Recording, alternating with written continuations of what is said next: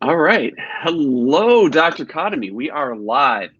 This is the next in our series of Facebook Live Q&As. We just happen to be blessed to, on the other side of the screen, have one of our new physicians to the practice, Dr. Shawn Khademi, joining us.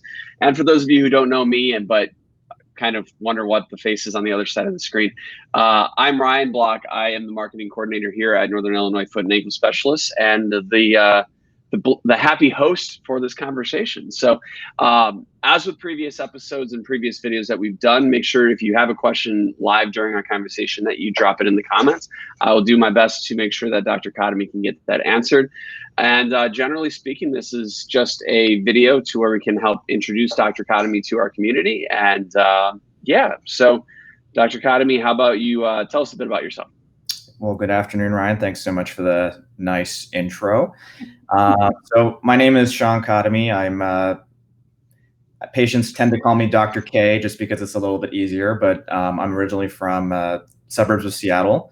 And then I moved to Chicago to do my podiatry school. So I endured the winter for the past, 5 years now that I've been here. Very fortunate to get my surgical training up in Boston, Massachusetts at St. Elizabeth's Medical Center. And then I returned back to Illinois because my wife is from here. So we wanted to kind of stay in the area. And I was very fortunate to end up in the suburbs of Chicago. Previously, I was at a private practice, and then I was able to transition to this group. And I'm very, very happy to be part of the group and, move forward and, make this a great partnership with everybody. So.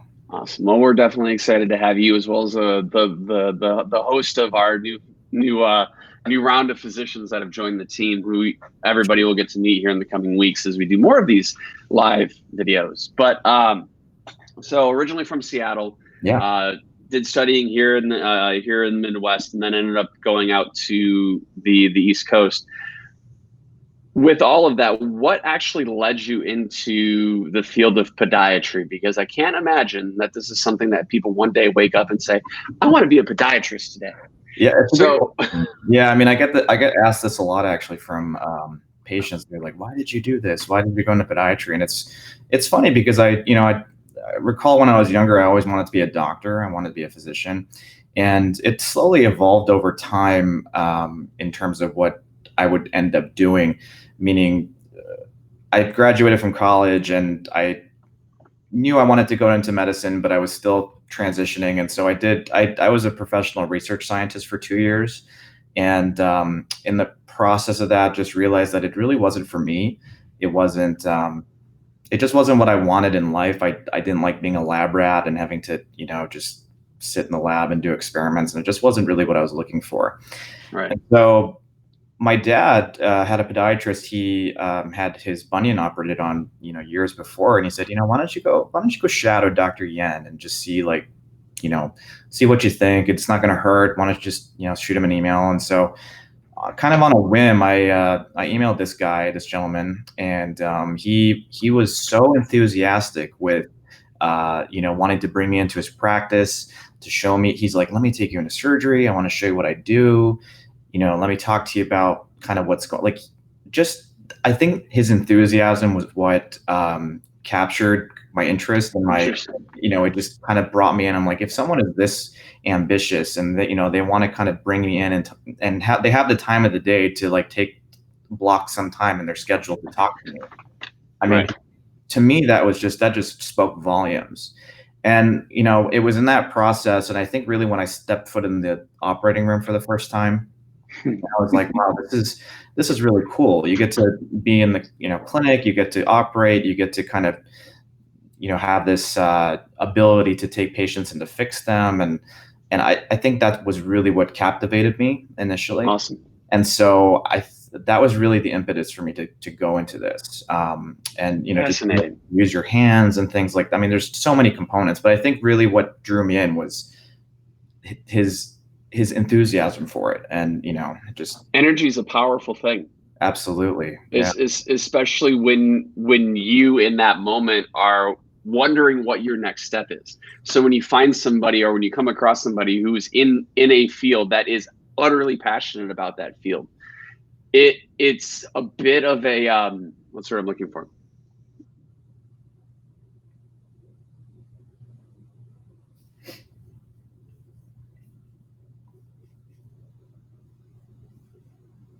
Are you there?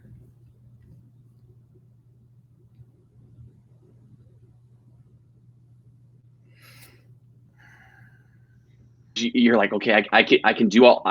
Okay. Oh, we're back. Oh yeah, that was weird. It lagged out for a little second.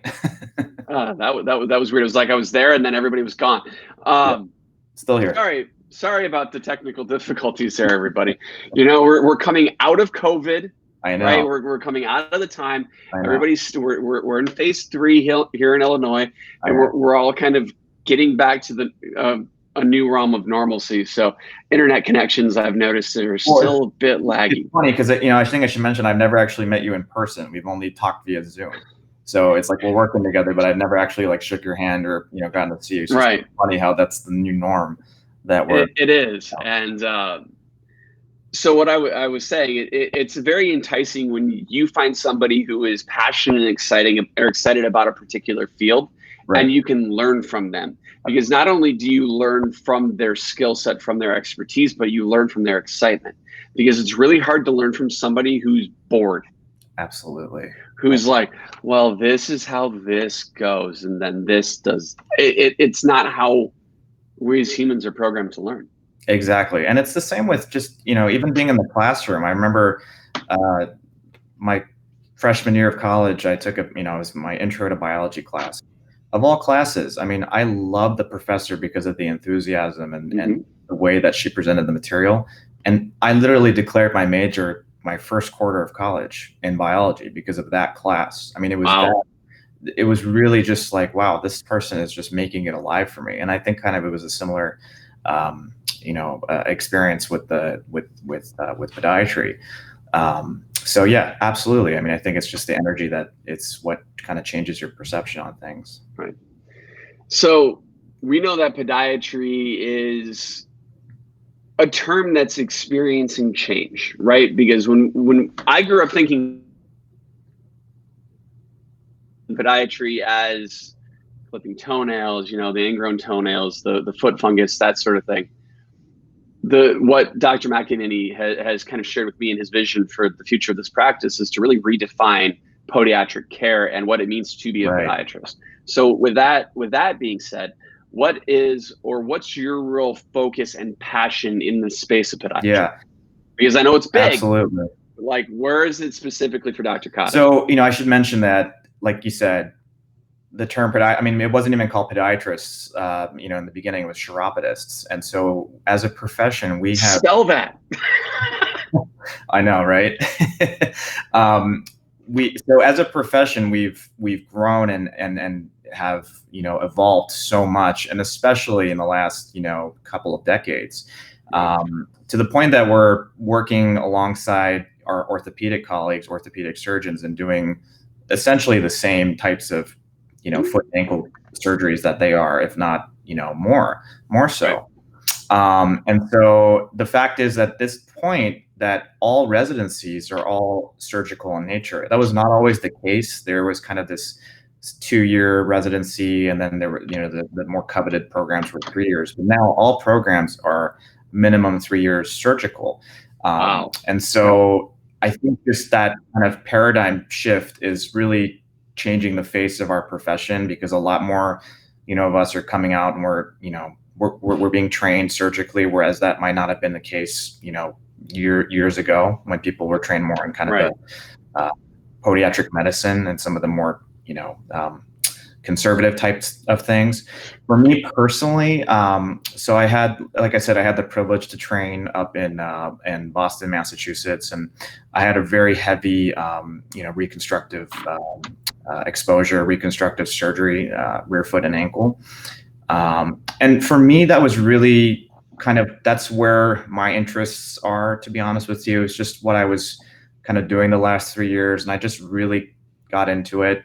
A lot of what my program does is revisional surgery and, fixing, other surgeries that went awry. And so I had real privilege and pleasure to see a lot of these patients that were being referred to my attendings to get fixed, essentially. So right. I have a lot of interest in that, fixing things that are second that were maybe not properly the first time. I really, I really enjoy the kind of it's really challenging, and just the thought process behind it. I mean, they're not straightforward cases at all. They're very difficult sometimes, and I just love that challenging aspect to it. And sometimes you're putting together, a puzzle that, that the pieces are placed in the wrong position, basically. And so, I really like that aspect of it, just because it makes you think. It really makes you kind of have to go through the motions of like, okay, how are we what's like the best way to do this? And even though 10 ways to do it, what's the way that's going to benefit the patient the most? Got it. So I really enjoy things like that. Definitely enjoy trauma. Again, it's putting things back together.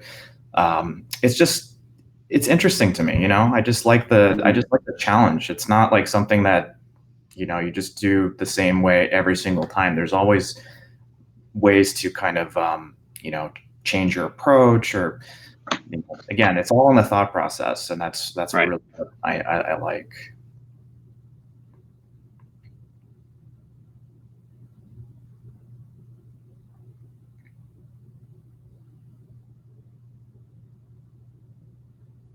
I think we lagged out again.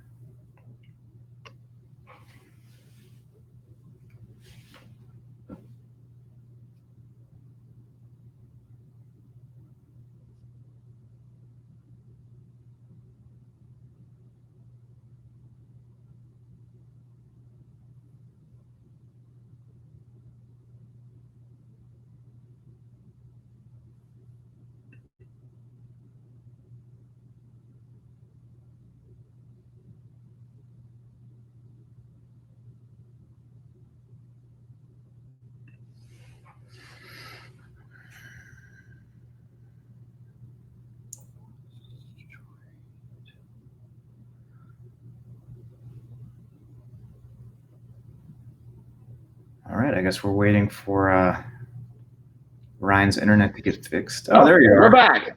Sorry about that, everyone. It was a one-man show. I was going to do my stand-up, and then you came back. So all right. On a funny note, and this is maybe something you and I can talk about off air another time. Why does it? Especially you said stand-up. So I said I was going to say, why do you have to stand up to be funny? Why can't you sit down and be funny? You would at least be a little comfortable then. I do my little sit-down routine. Exactly. Right. For a grand total of 0 people watching this. It's and honestly, it's not even about the fact that nobody's here, that people are watching it live, right? This video is going to live on. It's going to stay on Facebook. It's going to get uploaded to YouTube, so people will be able to experience it, and will be able to leave questions, because this is about getting you introduced into our universe. So absolutely, I appreciate that. So it says here in your bio, before I got so rudely interrupted by a poor internet connection, you wouldn't believe how many times I've been doing videos like this, and that happens, and then I just have to kind of adapt. In 2020, you think that it would be, a thing, right? But apparently not. But it says Dr. Khademi is a firm believer in educating his patients on their condition and providing them with all possible treatment options.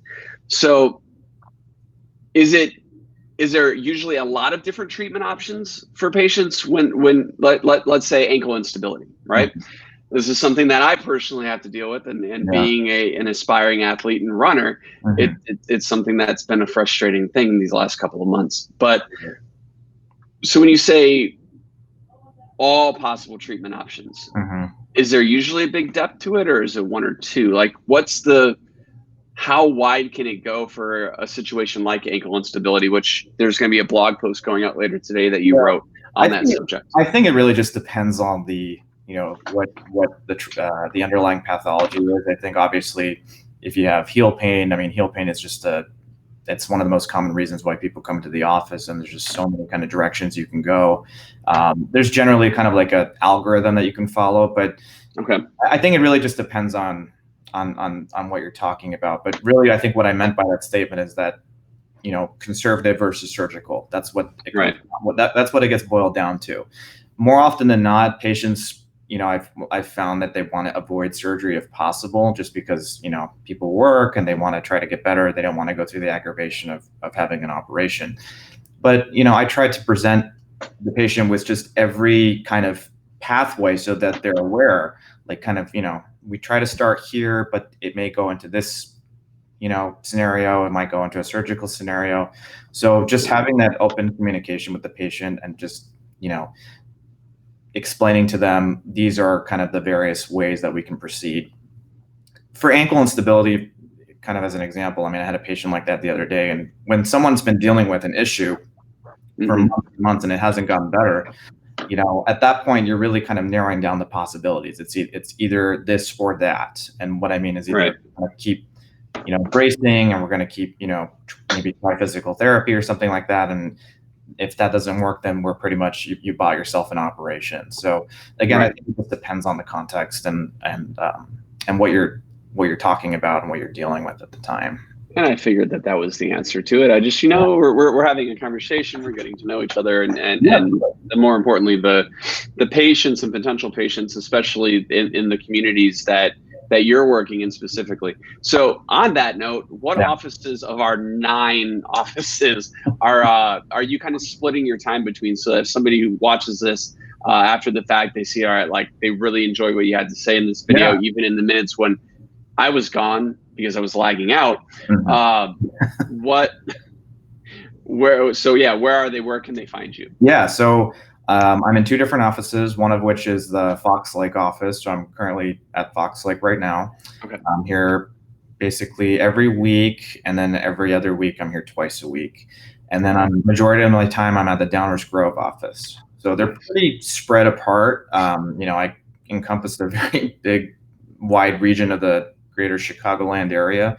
Right. So I'm at Downers Grove 3 days a week right now. So in any of those offices or anywhere in between, as time goes, if I'm able to get in on more offices, obviously that would be the goal. That's where I can be found. Awesome. So let's see. Well, we don't have any questions yet. I'm kind of hoping we can get a couple, but this is fine. So now, are you yourself an athlete or because I know we've got a lot of former athletes as kind of staff here. Yeah. What's your connection to sports medicine? Honestly, I wasn't. I did some sports in high school. I did, track and cross country, but that was really the extent. I wasn't like in college or anything like that. Playing around with friends, but I don't have that, I was a D1 runner and all this kind of stuff. And I know, one of my co-residents a few years back, he was very into running, and he's, very involved with sports medicine. And I would hate to say that my abilities as a sports medicine provider are, at his level, because he knows that's the type of stuff that he does. He's a runner. So he knows how runners are. But that being said, I love treating athletes and having kind of conversations as well as treatment options for patients that are wanting to get back into sports, with the exception that I can't say, well, I can relate to you because I'm also a tennis player, or I'm a, whatever, to choose the sport. I like to play golf, but I don't know how much I can. It's one thing to relate to the patient, right. At the same time, knowing how to treat them. I certainly am more in that category rather than, I'm also a a triathlete or something like that, because I'm honest, I'm not that. I don't want to give people the wrong impression. No, that's fine. It's not that you have to be a former athlete or an athlete currently to understand the pain that one goes through. Right. It was just more curiosity, because I know we have, Dr. McEnany is a former D1 wrestler. Then we have Dr. Bondi, who's former tennis pro. It's one of those things where it's you just kind of wonder. And I'm more just curious than anything else, because the joy of being the host, I get to ask the questions. But the benefit of this group and having, so many practitioners is that there are people like Dr. McEnany or Dr. Bondi. And so I had a patient the other day, like I said, that had the chronic ankle instability. He was a tennis player.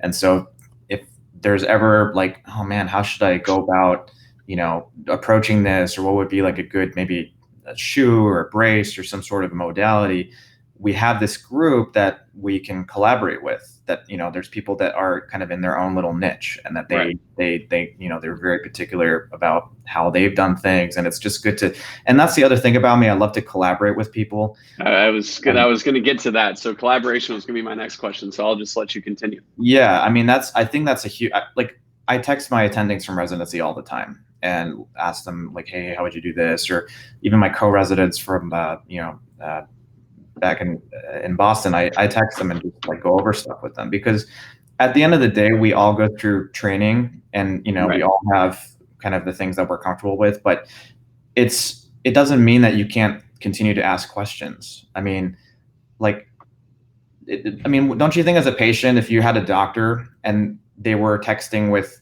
like the people that train them, or kind of their colleagues, like, hey, what do you think would work best? Like, I'm thinking this, or I'm thinking that. And having multiple people kind of offer their opinion, wouldn't you feel better as a patient that, okay, like Oh, you're absolutely. trying to like Absolutely. 100%. right? And so I'm a huge proponent of that, and I will, always have that connection with people, and that I will reach out and I will talk and kind of run by things, because at the end of the day, there's always someone that has more knowledge or more experience than you. And so if I'm going to approach a kind of a difficult case, I want to see what like other people would do, and maybe like Right. offer, like, go over things with them and see what would work best. And so I think that's, especially in the very beginning of my career, I'm definitely more on that side, just because, just not that I'm unsure of myself, but more just to like, I want to just run things by people and kind of get other. Well, I mean, it's why a lot of business professionals have mentors. Right. It's why and I mean, I believe it's why Dr. McEnany has built the practice the way that he has, so that we can foster a culture of collaboration internally, because then the patients benefit, number one, right? Exactly. Number two, the team grows and becomes stronger because we work as a cohesive unit. Exactly. And three, it's just better for the overall community if we have a collective of uniquely and diverse trained people and providers all working together towards a common goal. Right. And that common goal is providing the best quality of care possible for all of our patients. So absolutely. I Yeah. couldn't echo that more. And we're fortunate in that our field is very small.